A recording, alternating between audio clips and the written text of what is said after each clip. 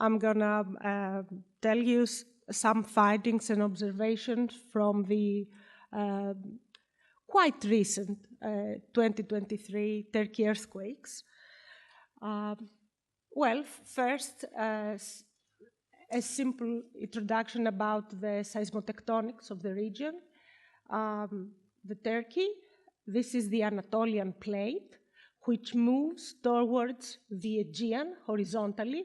We are, here is Greece, Crete and Thessaloniki is right here. And there is the East Anatolian, the Arabian plate, which pushes,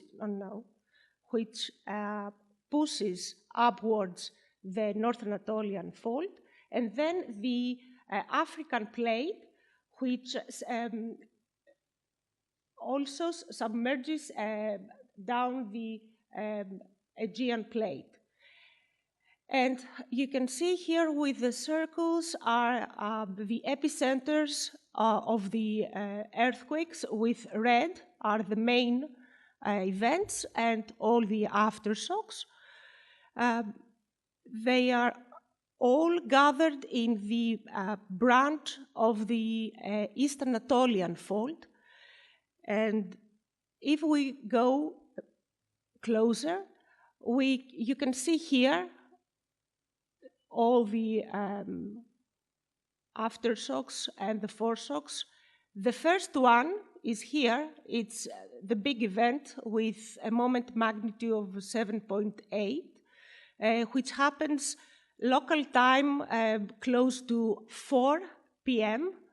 And after 1 hour, there was here close to Nurdagi another aftershock, 6.7, and about 6 hours later, here, a 7.5 major event. I want you from this map just to see some of the main cities that we will see later on. First, Antiochia or Antakya, here downstairs. It was the hardest inflicted city. Then in Skenderun or Alexandretta, this was the major port in the region. And then Golbasi here. And with the solid black lines are the faults that triggered these earthquakes. Here is the East Anatolian fault branch. This is the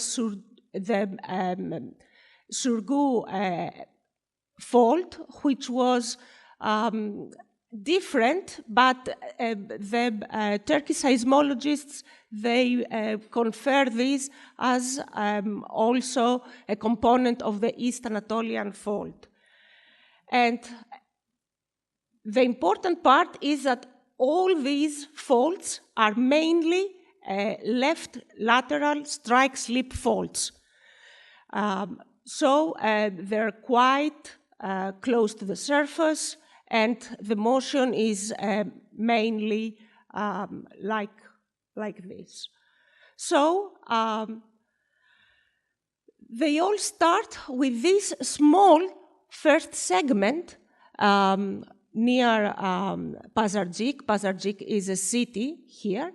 This first segment ruptured, and then it goes up to the East Anatolian fault, where it branches and it goes bilaterally first towards the north during Malatya. Malatya is a city up in the north.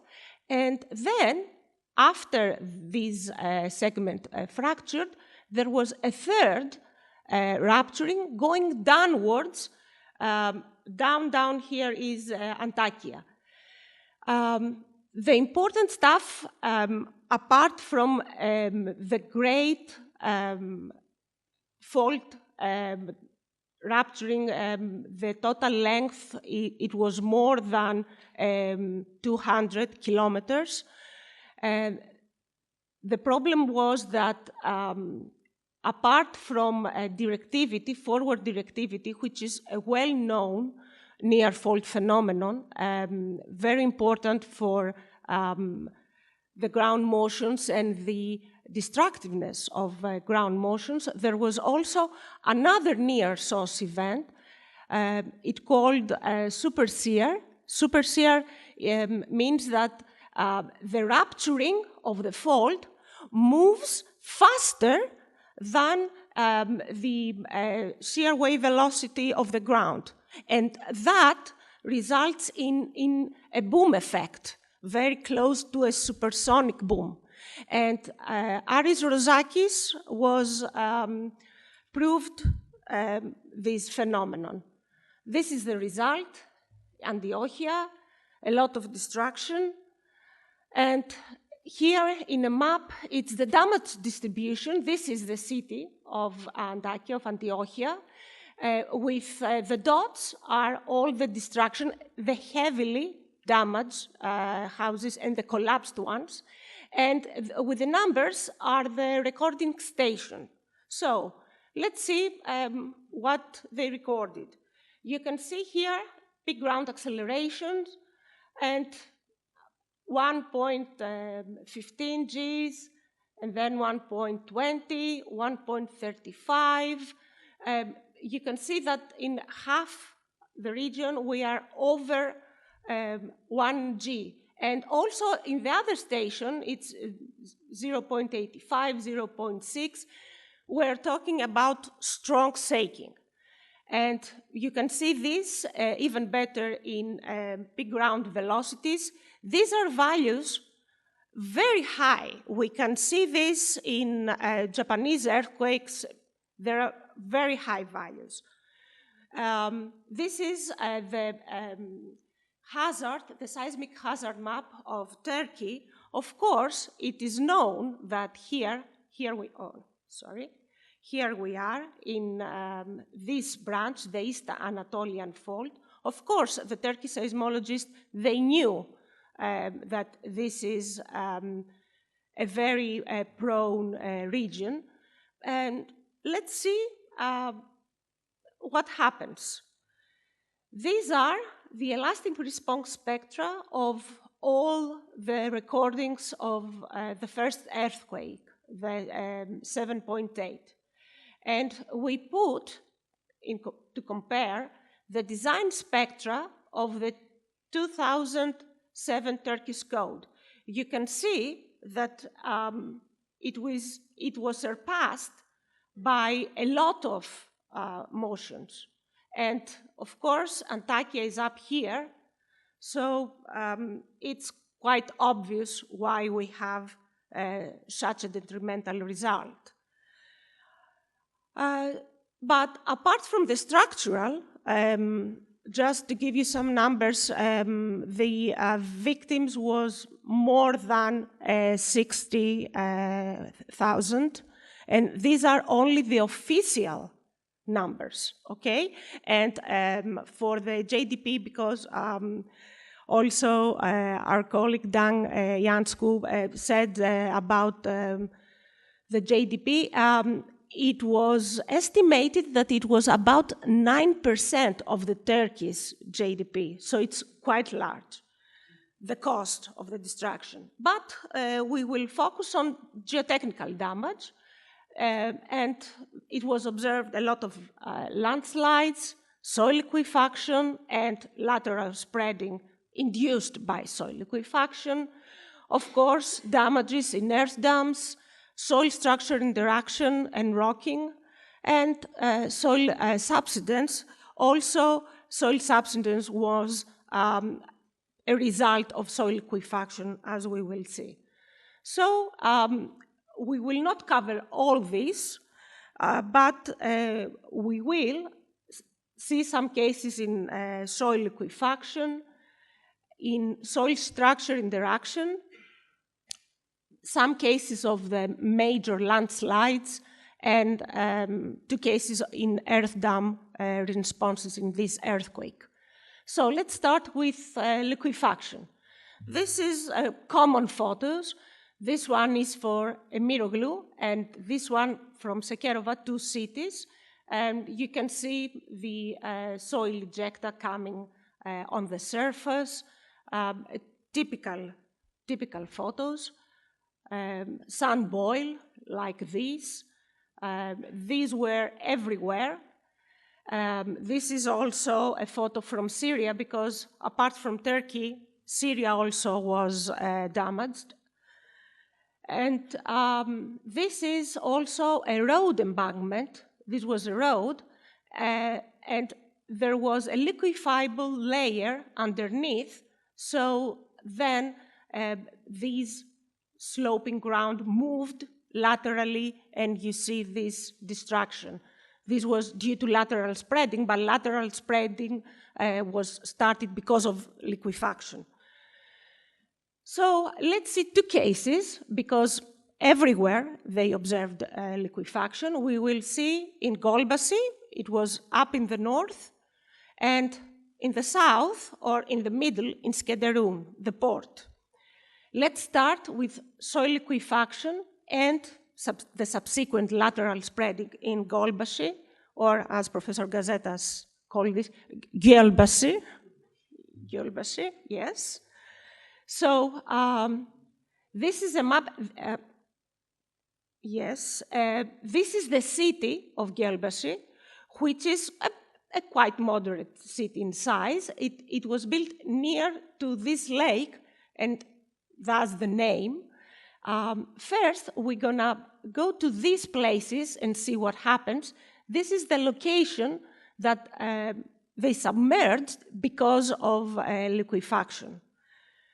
So we went there, the earthquakes happened February, we went there April, and we find ejecta up in the ground. You can see from the cracking, there was, of course, some silty material inside.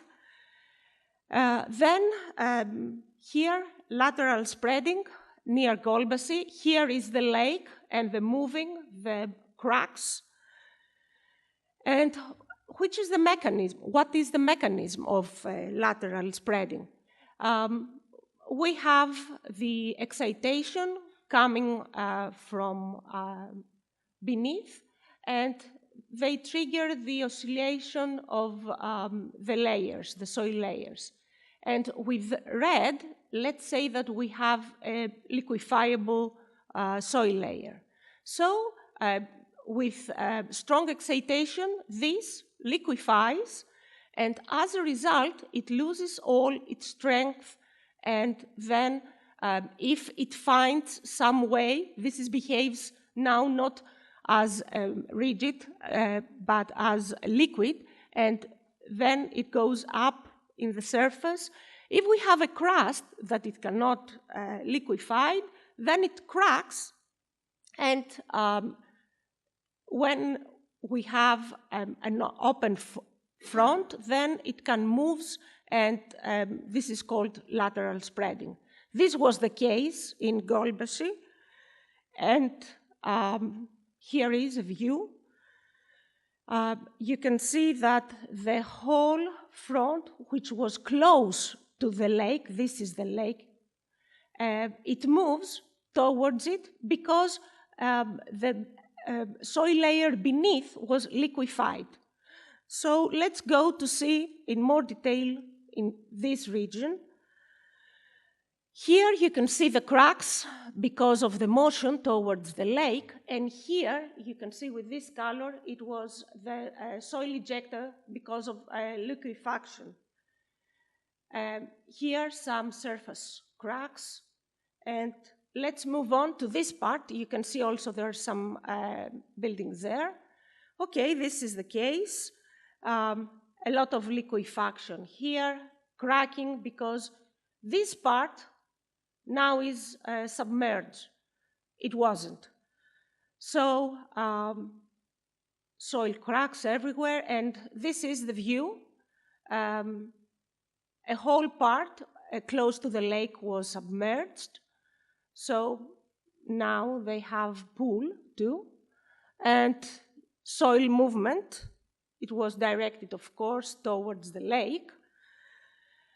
And also some vertical deformation. This is close to the meter, more than a meter.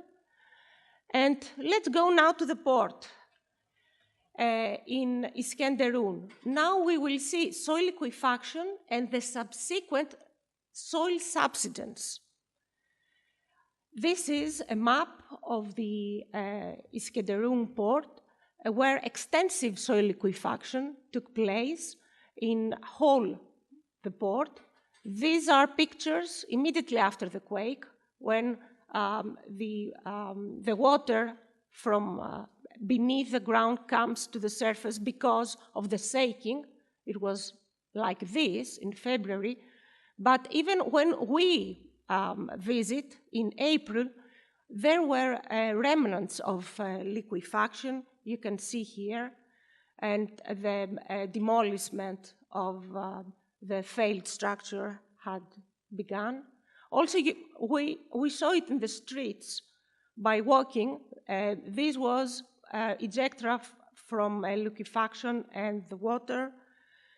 And let's go to see in the stations what are the recordings that we have. You can see if there is a number and we do not have values, it's because these recorders stopped working. So very close to the seafront, we have quite low, very low accelerations, big ground accelerations. Maybe because of the soil liquefaction, it was later on reduced. But here in 3115, this station, this was uphill, and here we can see 0.3. And in order to see that this is true, this is the soil profile in this station, and you can see it's a medium value of 500. This is quite stiff. So we suppose that the rock values in this area was very close to 0.3 G. And if we move to the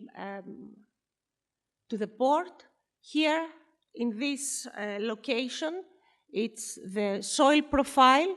As you can see, there is a crust on the top and then a quite deep from 5 meters down to almost 30 meters, a very thick sand and silty sand layer with a very low VS value, close to 200 meters per second. And this was not just in a point. If we go and see a whole section, we can also observe that there was indeed a quite deep liquefiable soil layer underneath the crust. Of course, we are close to the seafront. The groundwater level was on the surface, or very close to. And if we use to evaluate liquefaction, the potential of liquefaction from this diagram by tests made by Cayenne et al., the normalized shear wave velocity for the place that we are, that I showed you before, we are close here to 175, and for 0.3, the cyclic stress ratio, then we can see that, of course, we are in the liquefiable region. We see that indeed happens what we see in reality. And this was what we saw. And here is, in case that the buildings were not founded on shallow foundation, so they did not follow the motion of the ground, these building was founded on piles, so it stood still because it was founded in a stiff layer, a rock underneath.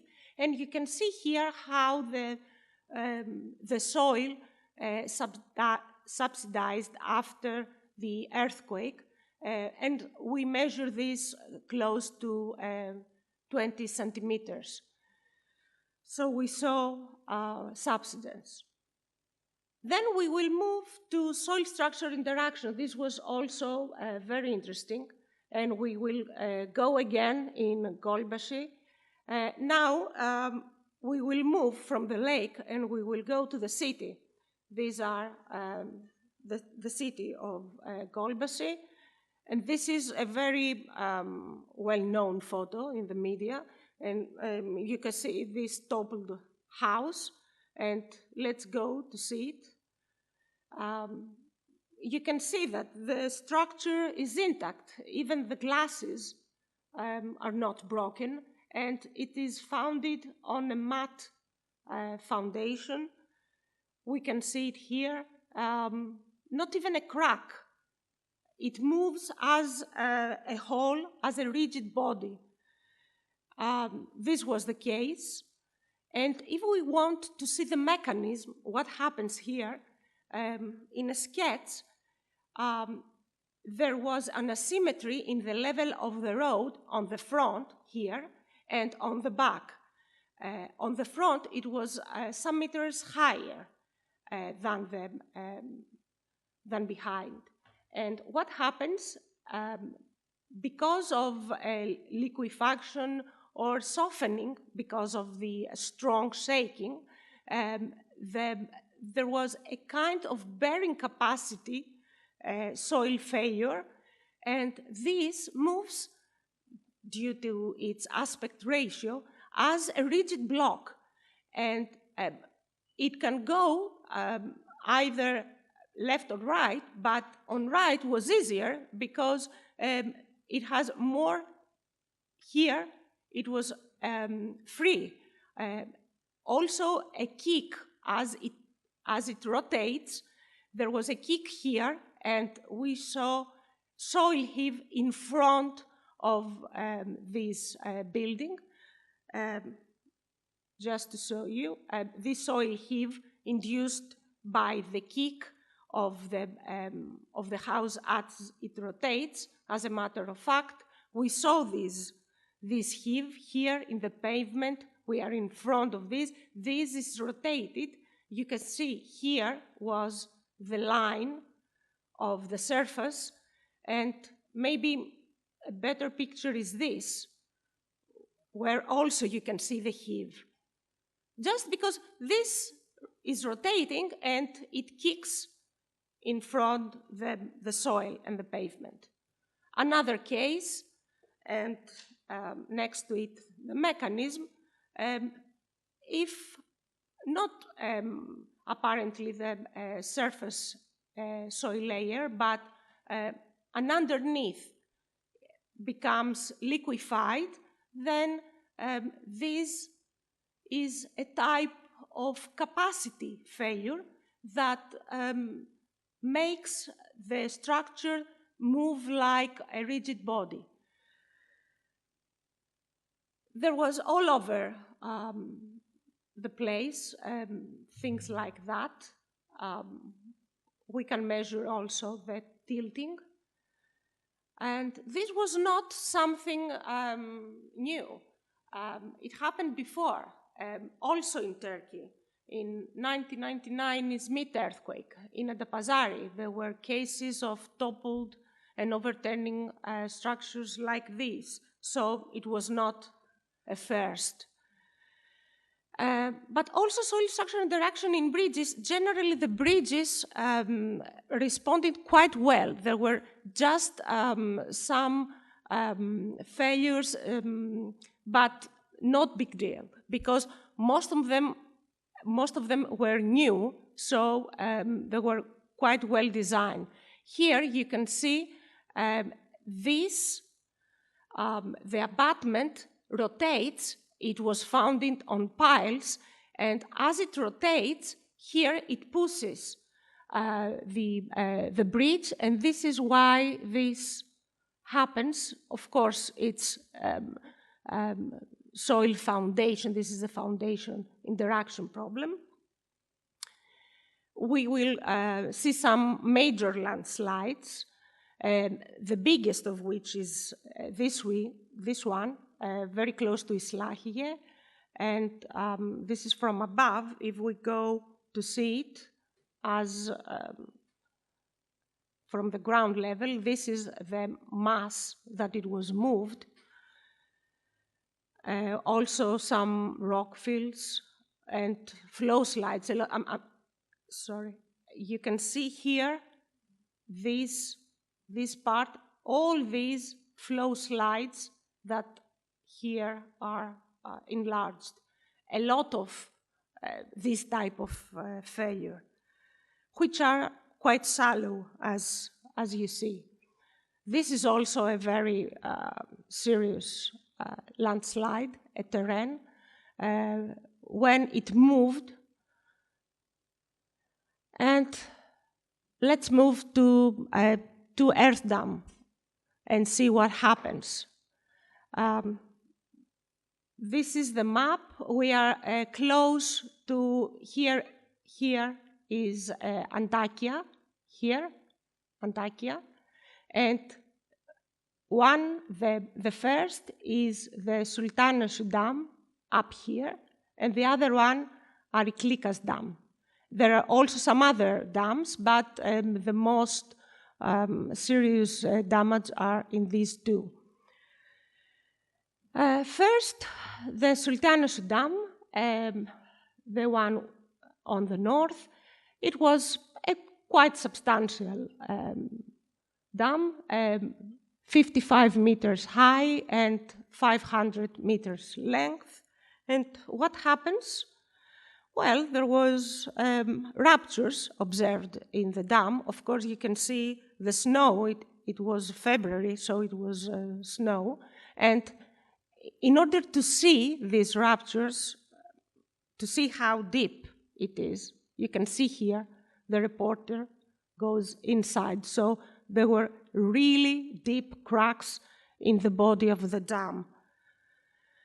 Then we will go to the Ariklikas Dam, also a smaller dam than the one before. You see its height 10 meters and the length 200 meters. And it was quite close to the fault, only 15 kilometers.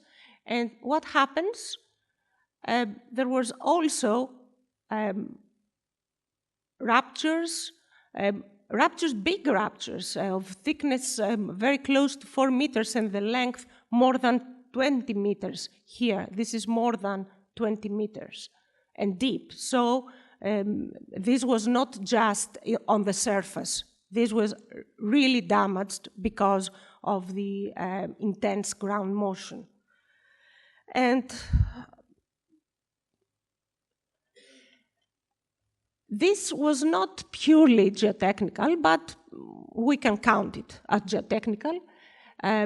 It was really surprising the length of the fault emergence on ground surface. There was outcropped, and we see a lot of dislocation and offsets, like here. You can see in the railroad, this offset was very close to 3 meters, and also here on the road, this was more, 3.5, because it was a strike-slip fault, so of course there was mainly the horizontal component, and as it was ruptured, it emerges on the surface, and it just go and hit the road and what other structures found. And with that, I would like to thank you, and we can move on to lunch or whatever.